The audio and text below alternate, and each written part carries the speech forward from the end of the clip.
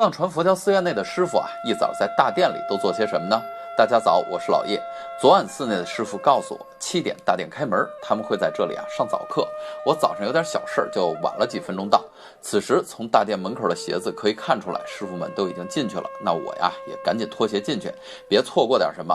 我在写这集文案的时候呢，有点头疼，因为我拍到的内容都太好了，特别是上早课和做早餐的这个过程中的仪式，都是非常难得的镜头，但是又都用不了，大家应该理解我的意思哈。所以我就只好利用一些能过关的镜头，配合着跟大家聊点什么吧，大家也好顺便随着我的镜头参观一下这个紫托寺大殿。眼前这些呢，可以叫做酥油花披萨，是用酥油和糌粑捏成的，上了色，精心描绘一下，就是藏地非常出名的酥油花艺术品了。摆在这里应该是供祭前方的这个坛城。那么坛城在哪儿呢？大家随我看哈，这个看上去有点像我们内地过去轿子的形状。这个藏族人管这个叫康簪，是代表攻城，作以围挡之用。大家如果不好理解的话都知道咱们禅宗寺院有些特别精小重要的这个尊位佛像，都会有个专供的佛龛吧？这个康簪意思和用处差不多。所不同的禅宗寺院的佛龛里面摆放供奉的是佛像，而这里大家随着我的镜头看，就是眼前的这个坛城。在东竹林寺的内容中，我聊过什么是坛城，所以这里我就不多说了。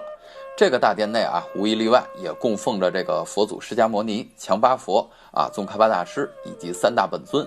另外还有镜头里的这些高僧佛像，这些名字是我第一次见，不敢乱猜乱说，但一定呢是紫托寺或者这个地区的得道高僧吧，才能有资格在这里被后人诸佛供养。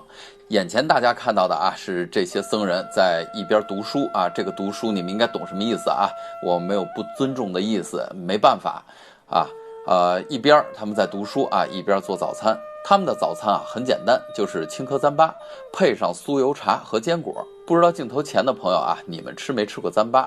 吃糌粑最好自己和自己捏。我记得第一次到藏区的时候不会吃，有个小姐姐呢直接过来帮我用她的手和和，然后捏好后呢就给我了。